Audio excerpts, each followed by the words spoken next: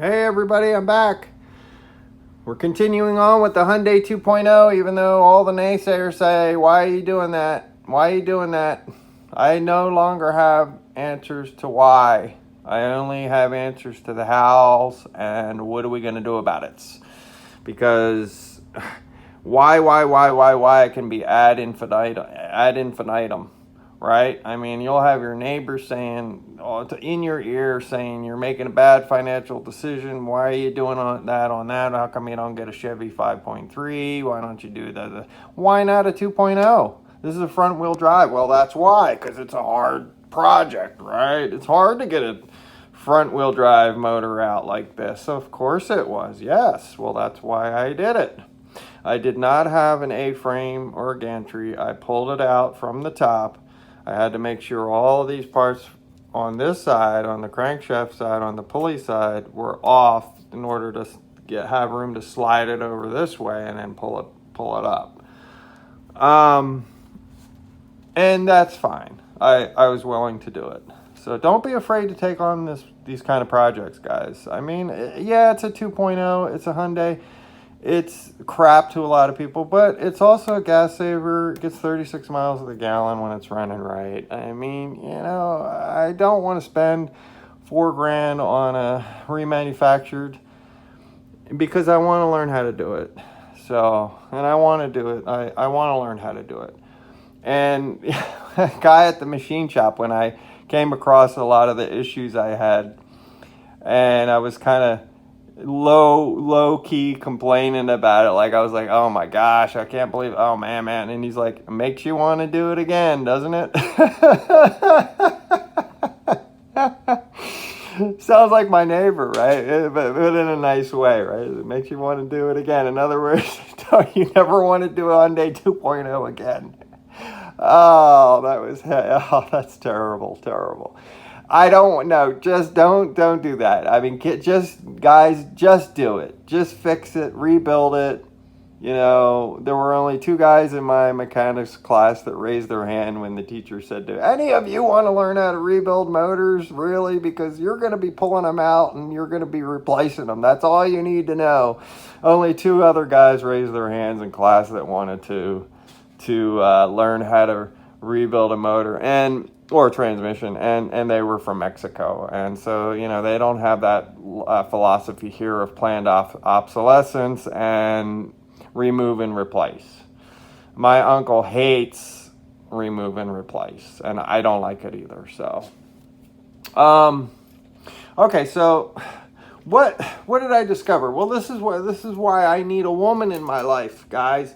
Look, I mean, I need extra lighting in here. Do you see how that helps?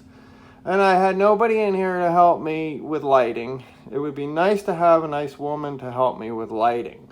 Well, here's some lighting, and look here what I found over here. What's that right there, huh?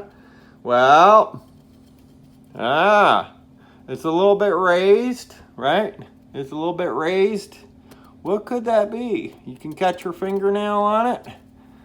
You see that? What is that?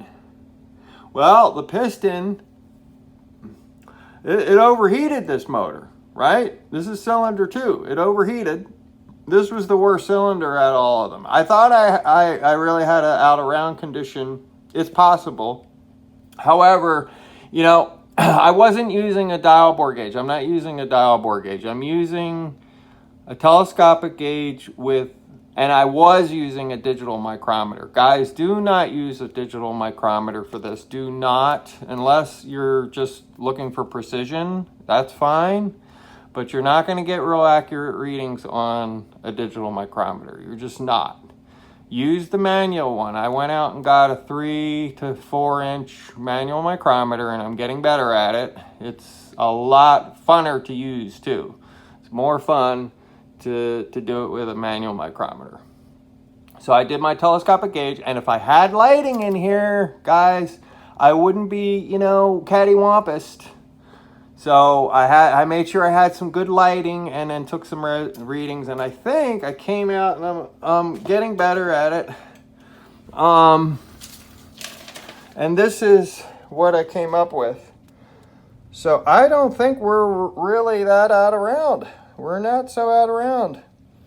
I'll take it again. I'm gonna, cause I didn't put a date on this. I took it several times. I think this was my latest one, and I think I made sure I was spot on.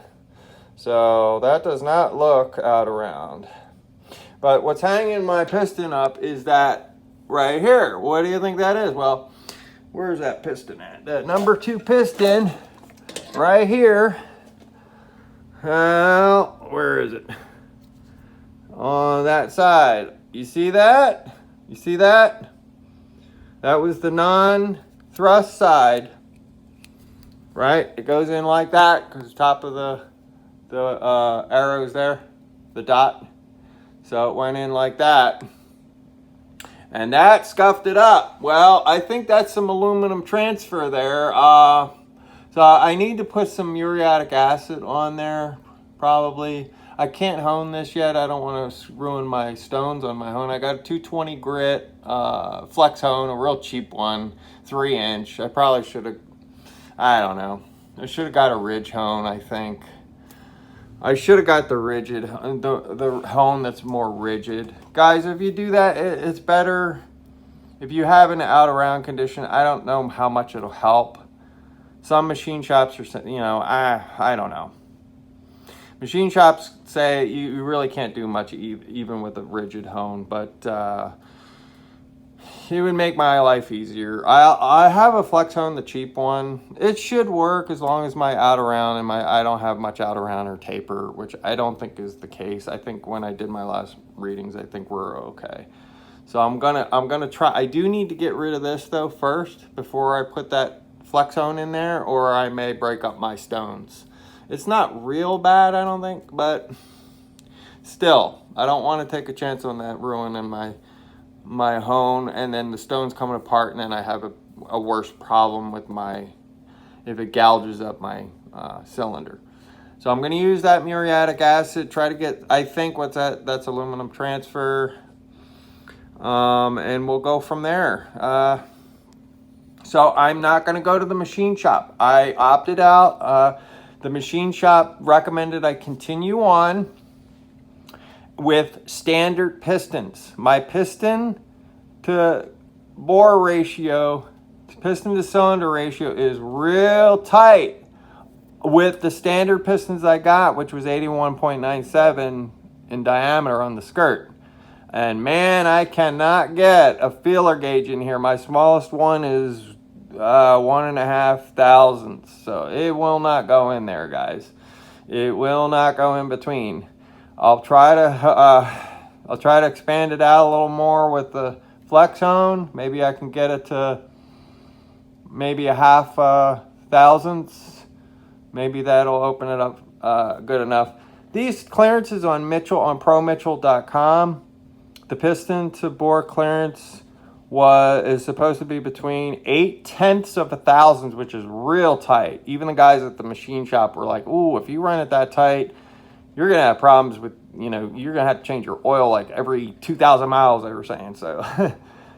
They would like to see it more on the looser end, which the high end is 1.6 thousandths, I think. 1.6. This is the Beta 2 engine. So it's like from 2006 to 2009 or something like that. So yeah, 2006 to 2000, like this, that Beta, it's the Beta 2 engine. So anyway, that's what Mitchell Pro Demand called for, was 0.8 of a thousandth to 1.6 thousandths piston to bore clearance. We're going to try to get it there. All right, well, I'm going to be continuing on. I'll probably put some muriatic acid on there, see if it cleans up. All right, guys, bye.